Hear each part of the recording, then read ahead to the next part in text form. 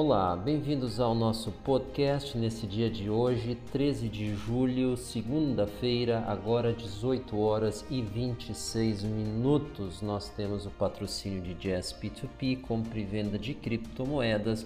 O website é jazzp2p.com.br. Não se esqueça de nos acompanhar nas redes sociais Hello Wild Horses, nosso Telegram e Twitter. Nós estamos aqui com uma movimentação muito fraca aí no par BTC Tether, que vem guiando a movimentação das demais criptos. A gente se refere às principalmente negociadas. Nós vamos mostrar ali os limites principais delas no gráfico de 1 hora, diário e semanal do par Bitcoin Tether a partir do gráfico da Binance. Nós vamos olhar rapidamente também o Ethereum, tanto no gráfico de 1 hora quanto no gráfico diário. E aí, a gente, antes de vir para o Brasil, a gente tem uma surpresa para vocês, que é o VET. Então é um token, na verdade é uma coin, né? Agora está com a blockchain própria. E nós vamos mostrar então para vocês a evolução que os preços tiveram e vamos fazer alguns comentários acima disso, então fiquem com a gente. Vamos direto para o mercado agora, então Binance, Bitcoin em Tether, gráfico de 1 hora. Lembrando aí, de quando em quando a gente muda um pouco a configuração das ferramentas que a gente utiliza. Agora a gente está usando 3 médias móveis exponenciais, respectivamente 20, 50 e 200 períodos. E aqui no volume a gente tem uma área branca com um nível de transparência, que é a média móvel dos últimos 200 períodos. Então, essa configuração a gente mantém nos 3 planos. Para quem vinha nos acompanhando, devia lembrar que as nossas médias eram específicas, eram fine-tune para o gráfico de 1 hora, que a gente espera ter algo subótimo em cada uma delas, mas suficientemente bom para nos guiar tanto na hora, quanto no dia, quanto na semana. Vamos dar uma olhada então. Nesse momento a gente está sofrendo uma pressão na média dos 200 horas, então aqui nesse gráfico, né, na média móvel dos 200. E aí o que nós temos aqui? O volume, caso ele continue aqui se elevando, a gente pode ter um rompimento e perder aqui esse suporte. O que a gente espera? Nós já vamos dar uma olhada no gráfico diário. A gente tem também a possibilidade de uma recuperação até a média móvel de 20 períodos, que seria em 280. Então, dentro de uma normalidade, a gente deve ficar entre os 240, que é onde é que nós estamos aqui com a média móvel dos 200 períodos, até a média móvel de 20, que é em 9,280. Então, a gente tem ali um range bastante estreito de 40 tethers para fazer essa oscilação. Isso dentro de uma normalidade de volume, ou seja, volume abaixo da média móvel dos últimos 200 períodos. Acima disso, bom, aí a gente pode ter alguns rompimentos. Então vamos dar uma olhada no gráfico diário para onde isso pode acontecer, porque o gráfico de 1 hora aqui não está nos mostrando. Estamos agora no gráfico diário e o que nós vemos? Nós vemos sim aqui a média dos 200 últimos dias, sempre média móvel exponencial. Interessante que ele faz já esse ajuste automático aos 8K6, 8K7. Então, como a gente viu aqui alguns testes que não chegaram a tocar a média, a gente imagina que as mínimas fiquem acima disso, em torno dos 8K8, caso a gente venha perder ali esse nível que a gente se encontra atualmente, que seria os 9,250. Nós colocamos um alerta no nosso serviço Alertas Wild Horses dos níveis ali que são rompidos dentro do gráfico de 1 hora para condicionar então esse início da movimento. Até lá pode ser falsos rompimentos, tá? Então acompanhe ali os nossos alertas. Olhando para cima, a gente vê aqui uma resistência com uma linha de tendência de baixa imaginária, a gente não traçou ela aqui, mas que ela cobriria esses topos aqui, então a gente poderia estar muito perto dessa resistência. E como o nível de volume está bastante fraco, a gente não vê rompimentos nem para cima nem para baixo, mas caso eles ocorram, a gente tenha um surto de volume, nós acreditamos que ele seja para baixo em função da tendência semanal que segue baixista, e ele pode nos levar então a uma mínima tal qual nós tivemos aqui, 8K8, quem sabe aqui essas anteriores, um pouco acima disso, a gente vê os 9K com uma barreira natural, mas não tem uma sinalização no gráfico aqui que nos mostra ela. Então, nós não acreditamos numa movimentação baixista nos próximos dias, esse aqui é o gráfico diário, exceto se nós tivermos um aumento no volume, aí sim. E ao mesmo tempo, para ter um rompimento para cima, nós teríamos então que exceder as últimas máximas, que a gente estamos falando dos 9.450, a gente teria que testar os 9K5 com sucesso. Então, até os preços fecharem um dia aos 9K5 Plus, ou seja, acima dos 9K5, a gente não vê uma reversão aí desse padrão atual. No máximo, caso a gente simplesmente teste os 9K5, uma horizontalização, porque agora o que a gente tem aqui é uma LTB aqui nos limitando as altas, tá? Então essa é a nossa opinião aqui sobre o gráfico, nossa interpretação do gráfico diário. E a gente entra no gráfico semanal. Ele fica um pouco mais simples, um pouco mais tranquilo. A gente vê aqui um esgotamento da movimentação altista, desde que a gente fez aqui esse teste. Vamos pegar o nível certo dele, que é o máximo, aos 10.380, já quase 6 semanas atrás. E a gente tem espaço então para testar essas médias móveis de 20 e 50 semanas. E aí a gente está falando dos 8K7, 8.750, 8K4. Então, poderia ocorrer dentro do gráfico semanal tranquilamente um teste aos 8K8, que é exatamente a mínima ali que a gente colocou como no gráfico de 1 hora. Se a gente não falou isso agora no vídeo, a gente colocou isso no alertas ali, que ali a gente vê as mínimas aos 8K8. Então, exatamente ali, mas isso é no gráfico semanal, isso pode levar 1 ou 2 semanas, ou seja, na semana atual, que está apenas começando, até o final da semana anterior. Então, nós vemos no total, no conjugado desses 3 gráficos, hora, dia e semana, uma visão levemente baixista. O que é isso? Nós não temos perspectiva de alta, e no máximo até o 9K3, 9K4, dentro da perspectiva de horas e de dias, respectivamente. E movimentos baixistas a gente vê eles limitados aos 8K8, isso numa perspectiva de semanas, ou seja, a semana atual, semana seguinte. Essa é a nossa perspectiva. Para romper com isso, em especial então para cima, nós precisamos no gráfico diário romper os 9K5 e fechar um dia acima disso. E isso deve acontecer quando o volume rompa a média dos últimos 200 dias, que tem que ficar então 3 vezes maior acima dessa média recente dos últimos 2, 3 dias, tá? Até isso acontecer, nossa perspectiva segue atual, que é levemente baixista, ou seja, não deve cair muito, mas a chance de subir é muito pequena. Essa é a nossa análise da Bitcoin. Vamos então para o Ethereum, e o Ethereum aqui no gráfico de 1 hora, a gente vê ele aqui também fazendo uma visita ao seu topo, a sua resistência. Ele que teve aqui, na verdade 246, ele já fez uma queda, nós estamos aí aos 240, mas é razoavelmente próximo sim.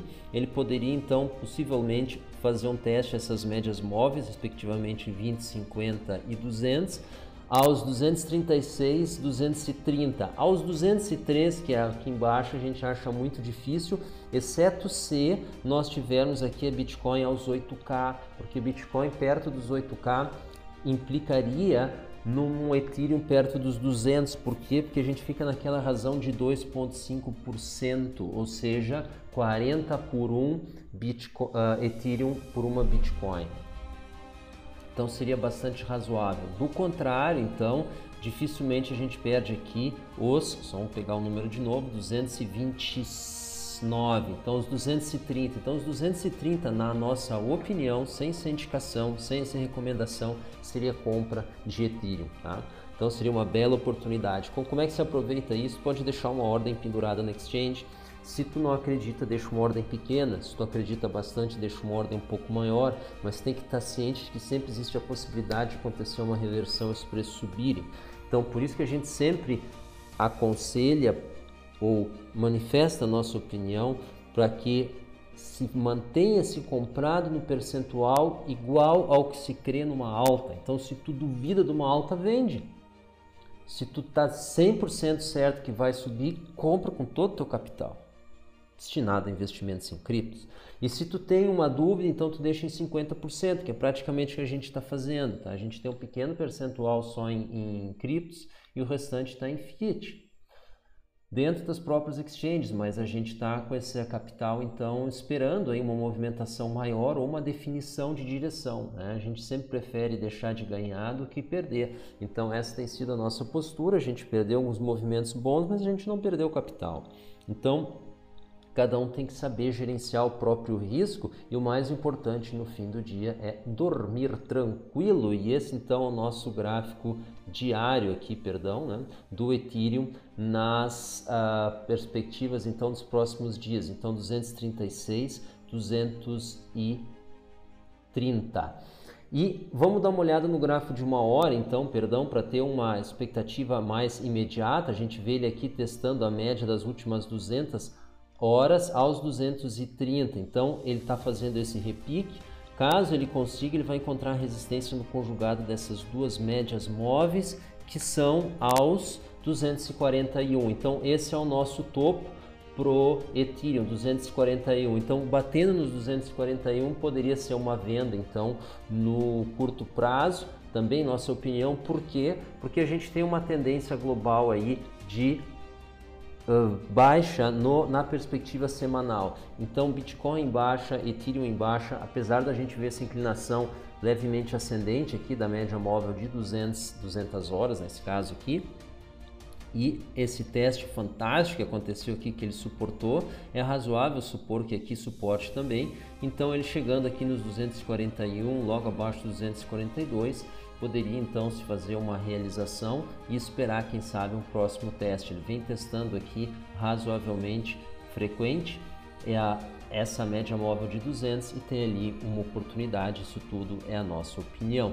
Bom, vamos dar uma olhada aqui na surpresa que a gente tem para vocês. É o gráfico do VET. Esse aqui é o gráfico semanal. O VET é um token que é utilizado em logística. Na verdade agora é uma coin. Ela começou como um token ERC20 e depois, quando a blockchain deles ficou pronta, então passou a ser a moeda nativa. E é exatamente isso que diferencia um token de uma coin dentro das criptomoedas, né? Se é a coin que é contabilizada pela blockchain, então é uma coin, do contrário é um token emitido sobre ela. O termo token já é bastante conhecido, bastante usado em as primeiras redes de dados e redes de automação e controle. Se utiliza esse conceito de token, que é quem tem o token tem a permissão para falar. E aí tu consegue ter vários elementos então de rede, vários nós, vários dispositivos numa rede, todos eles conectados, cada um com seu endereço, e quem tem o token tem a permissão de falar. Então um mestre, que é o que controla aquela rede, sempre são centralizadas, né?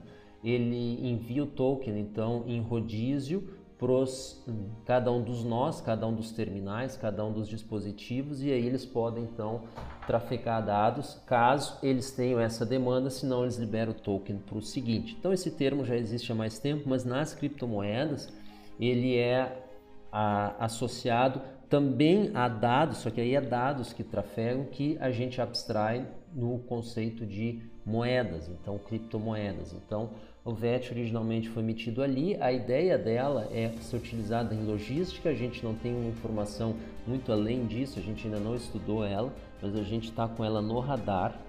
E interessante aqui o movimento crescente aqui, o gráfico semanal, nessas últimas semanas, essa variação que ele teve. Interessante o período de acumulação que ele teve, bastante grande, onde o preço teve uma oscilação, mas na média ele ficou cancelado e ele teve então essa decolagem aqui fantástica.